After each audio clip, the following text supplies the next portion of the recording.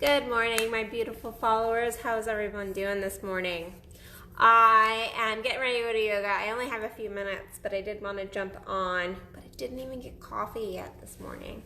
It's my own doing. It's my own doing. I don't like to drink coffee before I head to yoga. It just messes me up. Hey, Athena. This is Athena. Okay.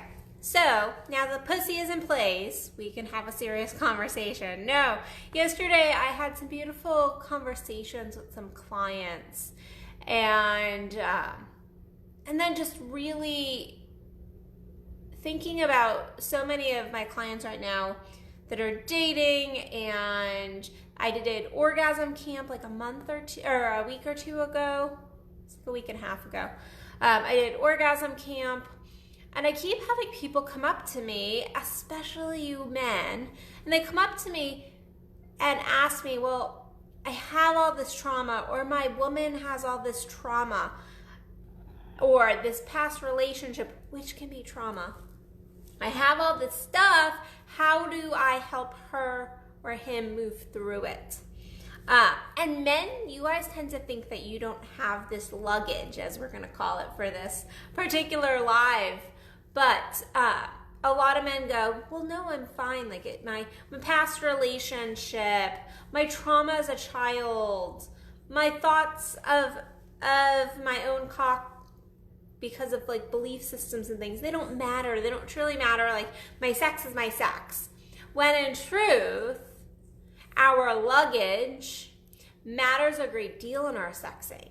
And thus, since our sex matters so much in our relationships and in our energy and our mental health, if we're continuing to bring this luggage, this trauma, this negativity into our sexing, whether we realize it or not, because in truth, a lot of times we don't realize we're bringing negativity into our sexing. If we continue to do this, what ends up happening is we can never have our most orgasmic connection with our partner, whether it is a first-time partner for those people out there dating, or it is somebody who you've been with for 26 years. The fact is, we all have luggage, and we have to continue to chip away at it. And I talked to a man at orgasm camp, and he looked at me and said, how do I help my woman get rid of this trauma? How do I help her get rid of it? Like, what do I do? And I laughed at him. I said, first of all, you can't do anything. Like, you can't do anything in terms of, like, you're not going to fix it. You can't be Mr. Fix-It here. Though, you can hold space. Hi, Corey. Hi, Joseph. Hi, Leah. Hi, Joey from Manhattan. How are you doing? I used to live in New York for my early years of my life, up until I was 16, so hey, New York's in the house. No, so I talked to him, and he was very much like, how do I help? How do I help? And I said, you can't fix it, but you can help. You can definitely help. You can help by holding space. You can help by, if she gets weird, we'll say weird, meaning if she gets a little distant during sex or starts crying, or is like, no, don't touch me, to just hold space, to just be there and be like, it's okay, I love you, what do you need? What do you need? Not ask big, amazing questions of what's going on right now, can you share? That's not gonna work, but just, what do you need right now? How can I hold space for you? Are you okay? Yes, no. Lots of yes, no questions. Keeping the focus in on those yes, no questions in those instances. But usually those are big situations where we are experiencing body memories or flashbacks. But the truth is, that's not the entire gig when we're talking about our trauma and luggage and things like, and when I say luggage, I do mean emotions as well. Our emotions, our past relationships, which all leave an imprint on us. The problem being that we all have this, and so it is learning to, number one, kind of chip away at it energetically. And that is a personal thing that we each have to do, as far as like clearing our own energies, doing our journaling work, our inner work, going and seeing a coach like myself, and just looking at your shit. So there is a personal piece to this, in that you have to make the choice to push through some of that and to look at your stuff, so that you're not holding so much. But the truth is, every single day we pick stuff up. We are constantly picking stuff up. We constantly are hearing these negative belief systems from society. So it's a continuous process. And if you don't know, the body holds trauma. And we've all heard that. But did you know that our body can't tell the difference between a car accident and our partner thinking, oops, wrong hole? The fact is, the body clenches down. And so a lot of times we do hold this energy in our genitals. We do get these blockages in our genitals. No, certain emotions, certain situations do hold more commonly in our genitals. But it is important to kind of always be doing your work, always going and getting like pelvic releases or doing massage work. And I told this man who was so sincerely wanting to help his woman, I said, okay, well, if you want to do something, first of all, talk to her. See what's going on. Like, after the sexing, really have this conversation of like, what can I do? How can I help?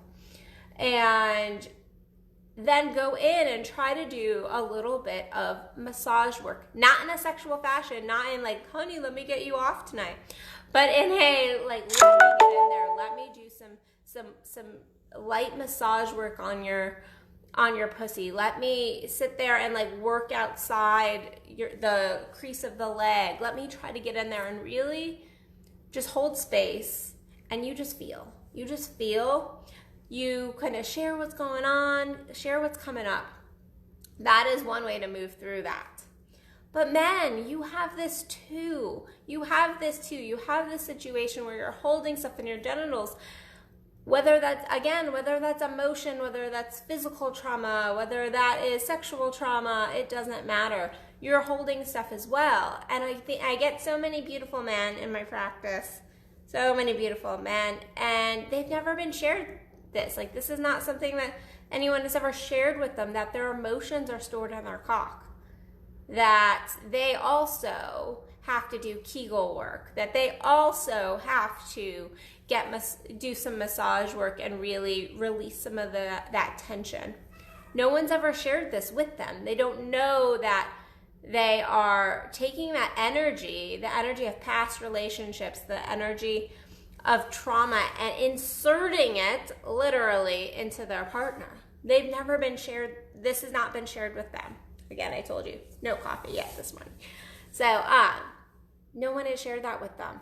And it is sad, because we are all coming at our sex with a little bit of luggage, a little bit of past. And one of the best things, I know I just talked about all this stuff you can do, as far as like do a little massage work and get in there and hold space if something comes up during sex, or if something doesn't come up during sex, if you know what I mean. Like, to just really hold space and not have expectations of our partner in sexing. So if tears come, tears come. If laughter comes, laughter comes. If beautiful orgasmic moans and sensations, and like you have to rip him or her off the ceiling, awesome.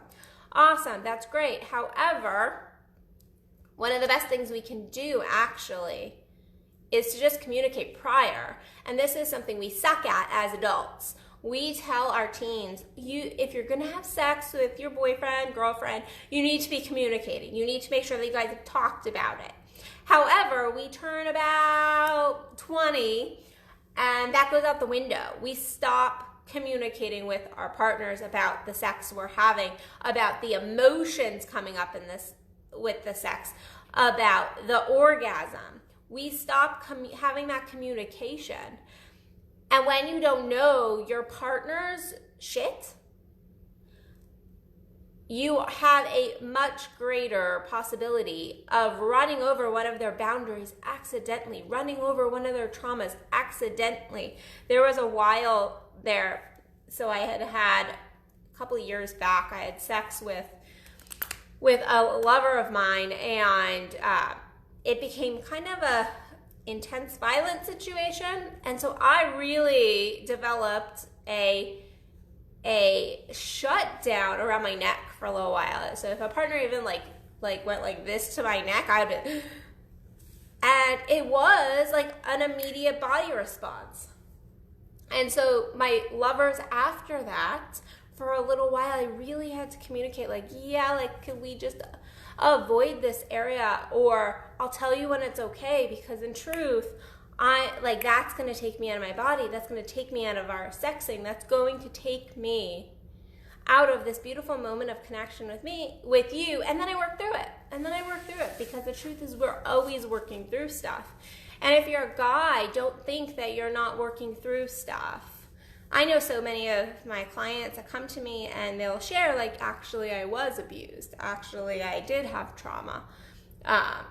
And sometimes they don't view it as that, and that's okay. I'm not into labeling it. There's so many kinds of trauma we can go through.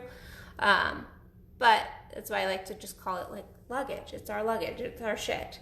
It is the stuff we're bringing into the bedroom. But we have to be aware of what we're bringing into the bedroom. We have to know that. If we've not done the work, then we are going into our sex trying to have this orgasmic experience, but not really willing to do the work. And that's the inner work, to have the orgasm, to have the bliss, to have the connection. Unless you've started doing that inner work, you're not going to have the sexing you truly can have, that you truly, truly can have. And it does come into the communication piece. And this is harder when you are first dating somebody, that first time with somebody. But it is important to really be sharing and really communicating, or really just going yeah, I have a thing, and it's around my neck, or I have a thing around my wrist, or I have a thing where, sometimes I start crying in the middle of sex, but just keep going because it feels good, because actually crying or laughter or all of this in sexing sometimes is just energetic orgasm, emotional orgasm kind of coming up. Laughter in orgasm actually tends to usually just be a release point, because we can't hold the orgasm in our body. It gets too intense for us, but that is another talk.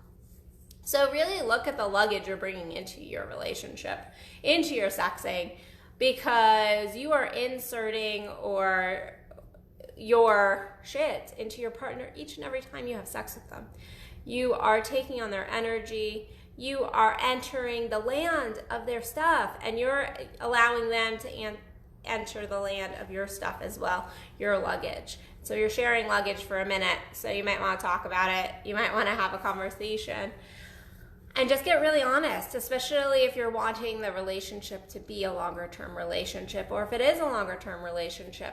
And you married folks out there don't get to get off the hook on this, because again, remember, we're always taking on new stuff. We're always releasing new stuff, and it is to be very patient and loving with each other in the bedroom for whatever experience we're having. So on that note, I have to go to yoga. But I'm glad I got to jump on here. Thank you for everybody who jumped on there. I saw so many names popping up, and that's always nice. Please like, share, comment. I love to hear your thoughts.